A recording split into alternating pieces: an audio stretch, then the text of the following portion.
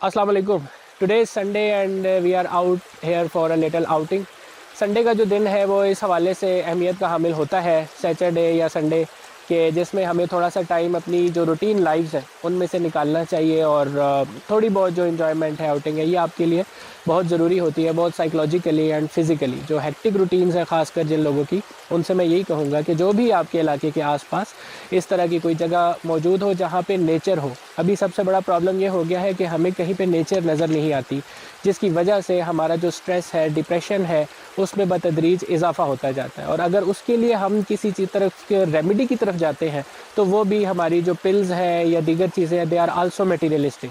तो एक जो मटीरियलिस्टिक चीज़ है वो दूसरी मटीरियलिस्टिक चीज़ का कभी भी मदावा नहीं हो सकती। तो थोड़ा सा टाइम निकालें अपनी लाइफ में से। एक चीज़ जो बहुत इम्पॉर्टेंट है वो इबादत है, जो मतलब कम से कम 5 वक्त की नमाज है या रोज़ा या इस किस्म के महीने जो रजब, शाबान, रमज़ान के हैं उनमें मखसूस इबादतें हैं। और दूसरा नेचर से कुर्बत है। जितना ज़्यादा आप नेचर के करीब रहते हैं उतना ही आपका माइंड जो है वो साउंड रहता है और आप बहुत बेहतर तरीके से एक्टिविटीज़ को परफॉर्म कर सकते हैं। ये जिस मकाम पे हम आज मौजूद हैं ये दरियाए हरो है, और दरियाए हरो में अब तो खैर पानी बहुत कम हो चुका है पाकिस्तान के दीगर दरियाओं की तरह अनफॉर्चुनेटली, लेकिन अटक और इसके इर्द गिर्द के इलाकों में जो नेचुरल हैबिटेट है उसके लिए अभी भी ये एक बहुत इंपॉर्टेंट रोल प्ले करता है। अभी इस पर हम तफसीली गुफ्तगू नहीं करेंगे। इंशाल्लाह ताला हम एक सीरीज़ शुरू करेंगे जिसमें हम डिफरेंट चीज़ों को कैप्चर करके और आपके सामने लाएंगे कि कौन कौन सी पिकनिक स्पॉट्स इस तरह की हैं जो टूरिज़म स्पॉट्स या पोटेंशियल टूरिज़म स्पॉट्स हो सकती हैं अगर उन पर थोड़ी सी तवज्जो दी जाए तो।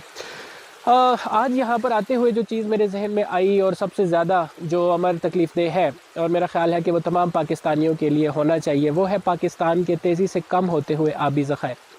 यानी पाकिस्तान में ये एक ऐसी चीज़ है जिस पर गुज़श्ता 70 साल में अगर आप नेशनल पॉलिसीज़ की बात करें गवर्नमेंट की तरफ से तो टोटल 2 नेशनल पॉलिसीज़ बनाई गई हैं।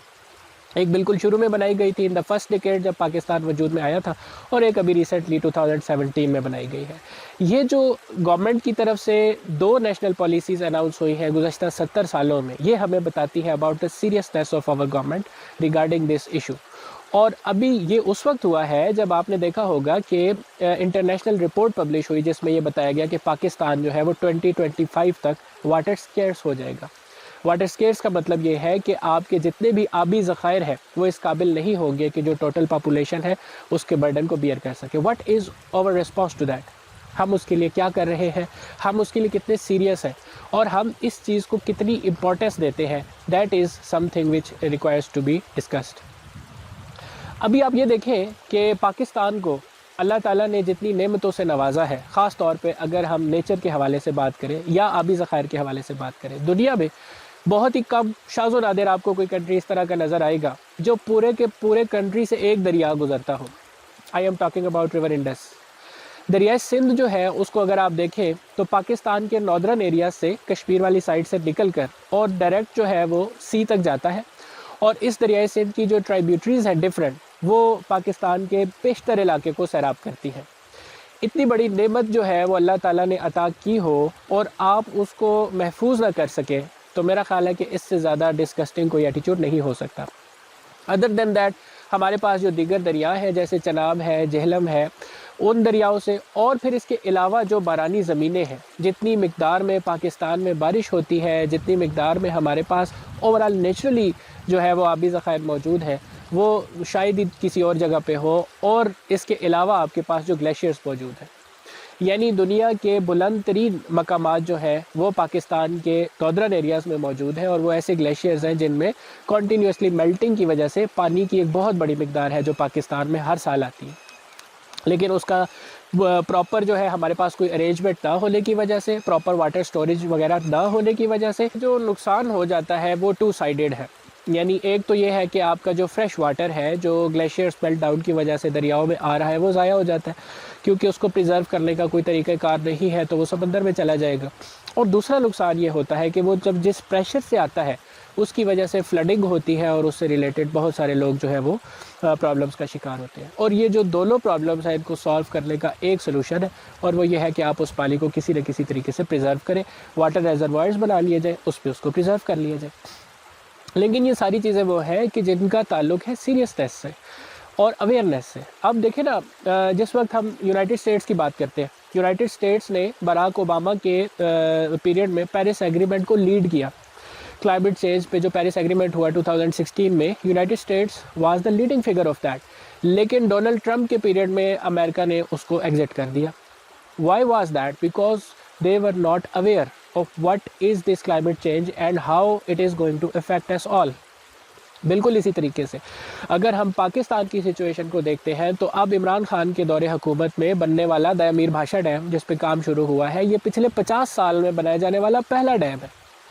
یعنی 50 ایئرس کے اس پیریڈ میں گورنمنٹ نے کوئی ایسی نیشنل واٹر پالیسی بنائی ہی نہیں ہے کہ ہم نے کس طریقے سے واٹر ریسورسز کو پریزرو کرنا ہے, کس طریقے سے اپنی بڑھتی ہوئی پاپولیشن کی ضروریات کو پورا کرنا ہے. اور یہ وہ چیز ہے جس پر توجہ دینا اس لیے بھی ضروری ہے کہ it is basically an existential threat. آپ نے اکثر سنا ہوگا میڈیا میں ڈفرینٹ جگہوں پہ بات ہوتی ہے ایگزسٹینشیل تھریٹ کی. جیسے ریسنٹلی ہمارا لیکچر رشیا اور یو ایس سے ریلیٹڈ آیا تو میں نے اس میں آپ کو بتایا کہ رشیا کے نزدیک نیٹو کا جو ایسٹرن یورپ میں ملٹری بلڈ اپ ہے دیٹ از ایگزسٹینشیل تھریٹ. وہ اس وجہ سے ہے کہ بارڈرز پہ ہے تو آبویسلی. اچھا, اسی طریقے سے اگر ہم اسرائیل کی بات کرتے ہیں تو اسرائیل کے لیے Hamas is an existential threat. اور اگر فلسطین کی بات کی جائے تو ان کے لیے existence of Israel it self is an existential threat. Iran کے لیے existence of Israel is existential threat. اور اسی طریقے سے دنیا میں بے شمار مثالیں ہیں. When we talk about Pakistan, تو پاکستان کے لیے یہ جو نیچرل ریسورسز کی قلت کا پیدا ہونا ہے اٹ از ایگزسٹینشیل تھریٹ. آپ کے لیے India is a threat. Kashmir میں جو انہوں نے قبضہ کر لیا اور جو دیگر ایکٹیویٹیز چل رہی ہیں وہ بھی تھریٹ ہے. انڈیا کی جو انٹیلیجنس کام کر رہی ہے لائک بلوچستان میں اور سندھ میں, جس کی ایویڈنس بھی ہمارے پاس موجود ہے اور پرسنالٹیز کو بھی ہم نے کیپچر کیا, وہ بھی تھریٹ ہے آپ کے لیے. لیکن وہ ایگزسٹینشیل تھریٹ نہیں ہے. You are dealing with that and you are still existent. تو پرابلم یہ ہے کہ جب آپ کے پاس واٹر ریسورسز ختم ہوتے ہیں یا خوراک ختم ہوتی ہے دیٹ از اے تھریٹ. اور اس وقت پاکستان میں ان دونوں چیزوں کے مسائل پیدا ہو چکے ہیں. پانی پر تو کام خیر کوئی ہوا ہی نہیں اور اس میں بہت سارے مسائل پیدا ہوئے, لیکن خوراک کے حوالے سے اگر ہم دیکھیں, ایگریکلچر کے حوالے سے اگر ہم دیکھیں تو there are plenty of agriculture lands, agricultural cultivable lands کہ جو اب ضائع ہو چکی ہیں اور وہاں پہ ہاؤسنگ سوسائٹیز بن چکی ہیں. ہاؤسنگ سوسائٹیز والوں کو آپ اس کا الزام نہیں دے سکتے because they are businessman. Businessman تو یہ دیکھے گا کہ اس کا جو پروفٹ میکسیمائزیشن ہے, پروفٹ مارجن ہے, وہ کہاں پہ زیادہ ہے, وہ تو اس چیز میں انویسٹ کر دے گا. لیکن اگر گورنمنٹ ایگریکلچر کو پوٹینشیلی اٹریکٹیو نہیں بنائے گی with the point of view of business اور انویسٹمنٹ, تو یہ تو ساری زمینیں آپ کی ضائع ہو جائیں گی.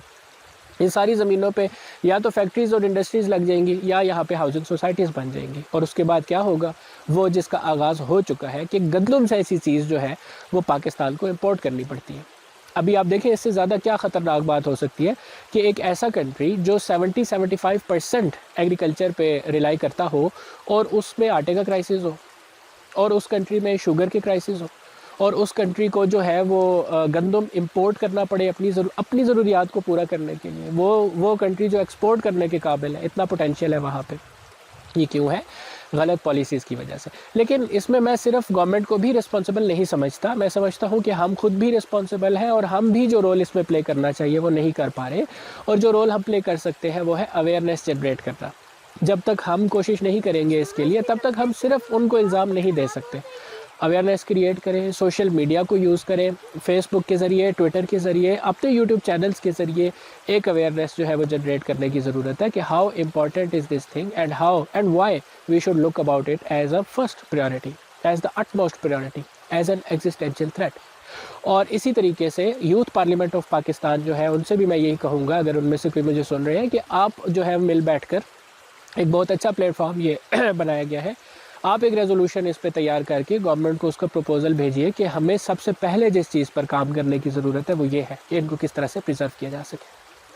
اب میرا یہ خیال ہے کہ اس اتنے خوبصورت موسم اور اس اتنی پیاری جگہ پر میری بورنگ باتیں سن کے آپ بور ہو چکے ہوں گے. سو آج تک کے لیے اتنا ہی. آج ہم ایک ایسے سلسلے کا آغاز کرنے جا رہے ہیں, جیسے جیسے وقتاً فوقتاً ہمیں ٹائم ملا ہم اس طرح کی لوکیشنز پر جا کر ان لوکیشنز کے بارے میں بھی آپ کو آگاہ کریں گے, آپ کو یہ بھی بتائیں گے کہ کون کون سی پکنک سپاٹس ایسی ہیں جو آپ کی رہائی سے بہت قریب ہے اور آپ وہاں پر کوئی بھی دن سپینڈ کرنے کے لیے جا سکتے ہیں. It is peaceful, it is necessary for your health, جیسے میں نے شروع میں کہا.